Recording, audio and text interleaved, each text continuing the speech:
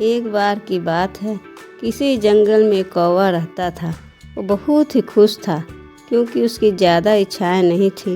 वह अपनी ज़िंदगी से संतुष्ट था। लेकिन एक बार उसने जंगल में किसी हंस को देख लिया। वो उसे देखते ही सोचने लगा, ये प्राणी कितना सुंदर है। ऐसा प्राणी तो मैंने पहले कभी नहीं देखा। इतना साफ और सफ़ेद, यह तो जंगल में औरों से बहुत सफ़ेद और सुंदर है, इसलिए यह तो बहुत ही खुश रहता होगा। कौवा हंस के पास गया और पूछा, भाई तुम इतने सुंदर हो इसलिए तुम बहुत खुश हो गए। इस पर हंस ने जवाब दिया, हाँ मैं पहले बहुत खुश रहता था जब तक मैंने तोते को नहीं देखा था। उसे देखने के बाद ऐसा लगता है तोता धरती का सबसे सुंदर प्राणी है। हम दोनों के शरीर का तो एक ही रंग है, लेकिन तोते के शरीर पर दो दो रंग हैं।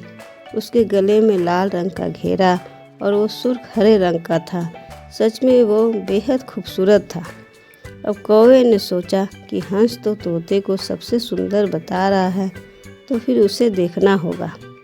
कौवा तोते के पास गया और पूछा, भाई तुम दो दो रंग के पाकर बड़े खुश हो गए। इस पर तोते ने कहा, हाँ मैं तब तक खुश था जब तक मैंने मोर को नहीं देखा था।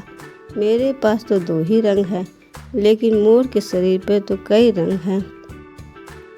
अब कौवे ने सोचा, सबसे ज़्यादा खुश कौन है, यह तो मैं पता करके ही रहूँगा। इसलिए अब मोर से मिलना ही पड़ेगा। कौवे ने मोर को जंगल में ढूंढा, लेकिन उसे पूरे जंगल में एक भी मोर नहीं मिला।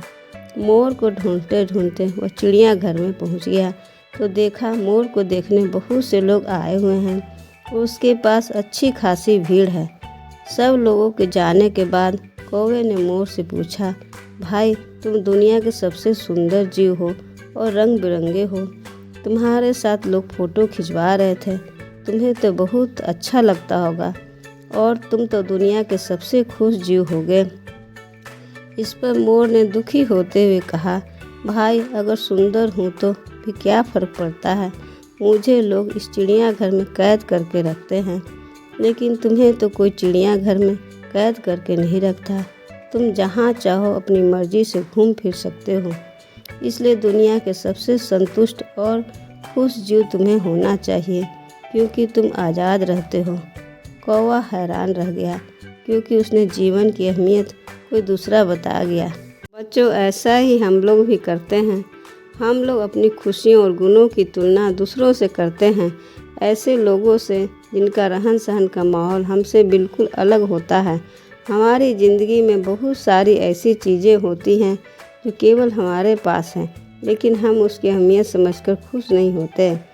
लेकिन दूसरों की छोटी खुशी भी हमें बड़ी लगती है, जबकि हम अपनी बड़ी खुशियों को इग्नोर कर देते हैं।